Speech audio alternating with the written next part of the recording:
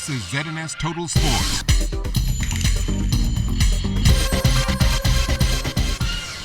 Good evening, Bahamas. I'm Kelsey Johnson. Welcome to Sports Tuesday. When the president of the IAAF gives your country 2 thumbs up, you know that you were an excellent host of the inaugural IAAF World Relays and the second edition of the series. Lord Sebastian, co-president of the world's governing body for athletics, described the 242 as a gem. He noted the strong athletic program and excellent presentation the country has. He believes that the Bahamas is a trendsetter.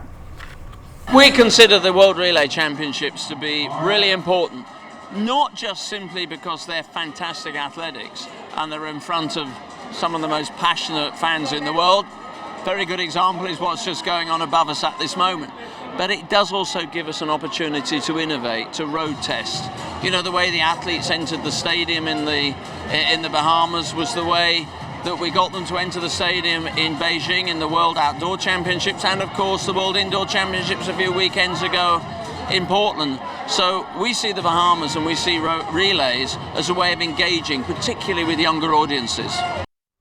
The Bahamas is in the business of sports. This according to Sports Minister Dr. Daniel Johnson. He said the country is investing in all athletes, and with next year being a busy one for sports, he expects growth in the economy. We know that with this present economy, while people are joining the chorus of complaints, this ministry is moving ahead with making things happen.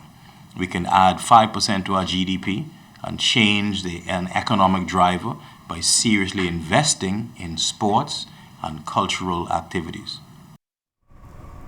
The driving range is an accessible spot for all who are looking to get in a round of golf or learn to play the sport. The 9-hole facility located in the Blue Hills Sporting Complex is going to be the home of golf in the country and the course of choice for visitors. Some of the things that we would like to have seen did not materialize. We would like to see some of the pros really visit the facility, and that did not come off. But certainly the driving range is going to be an integral part of the future, the way forward.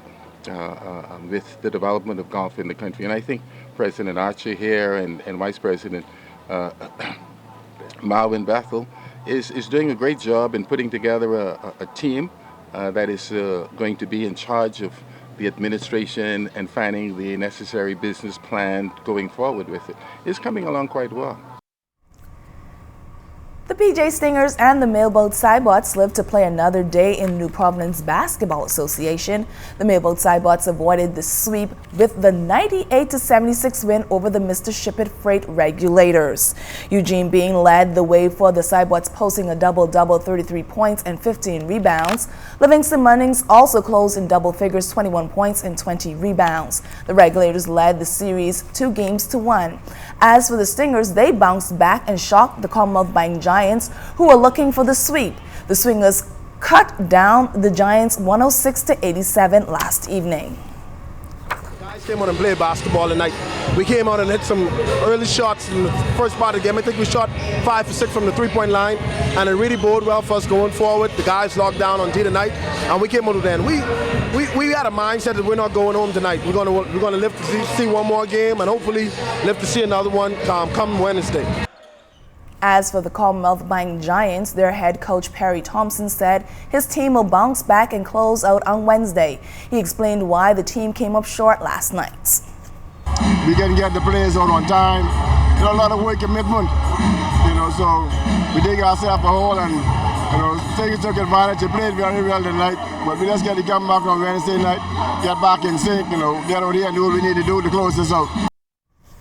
The Bomber G Operators are leading the championship series in the women's division. The Operators are looking to take a command in 2 games lead over the Johnson Lady Truckers tonight.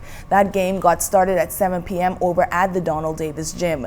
The Lady Truckers are not prepared to roll over in this game after losing Saturday's series opener by 4 points. The BAISS soccer playoffs kicked off yesterday over at St. Andrews. We have our own soccer star, Jared Higgs, who was on hand for the game and filed this report. It was a battle of the blues in the BAISS Junior Girls Soccer Playoffs, with St. Andrews taking on St. Anne's. The score was all tied up at 1 apiece deep in the second half, but St. Andrews would pull away late, scoring twice in the final 10 minutes to win this one 3-1. Tia Cargill scored the second goal that turned out to be the winner. It was very difficult, but we still managed to pull it off. And how do you feel, the finals coming up on Wednesday? How do you feel going into that? I feel pretty sure that we're going to win. Cargill's teammate Brennan Hood got the scoring going. She says that gave the squad the confidence they needed to see the game through. Felt good. Felt like we had a chance. I think it kind of pulled the team together. I feel like we have a very strong chance. We played SAC, we lost, but I feel like we'll do better in the finals. A lot of practice. On the losing end, Simone Hanna was the goal scorer for St. Anne's. She had this message for her teammates. Today was a disappointing loss, but we worked hard throughout the season. We did our best. And don't let this, I wouldn't say let this loss discourage them, because we did play good, but we could have done better. In the other junior girls matchup, Aquinas College beat SAC in a penalty shootout. St. Andrews and Aquinas College will face off in the finals on Wednesday. On the junior boys side, St. Andrews taking on Aquinas. It was a close battle between a soccer powerhouse and a relative newcomer to playoff action. The experience would pay off for St. Andrews. They won this one 2-1. Jared Higgs, ZNS Total Sports. Thanks so much, Jared. As Misha Major Payne prepares for his 8th-round bout against Jamaican Martin Killer Anderson on Friday in the Caribbean Showdown, retirement is not far off his mind. That's if he receives a blow that will sideline him for the next few months. I cannot put no limit on how much I have the spot, but my love, like I said, if injury occurs again, I don't think I want to go through the process again, because, my heart and passion now is helping these youth and help somebody else develop their goals and their dreams. But as far as for me, I just want to try to remain healthy and stay focused on my goal. But if things happen, that's the way the tables turn, then I'm happy with that. That's all the time we have for sports. I'm Kelsey Johnson.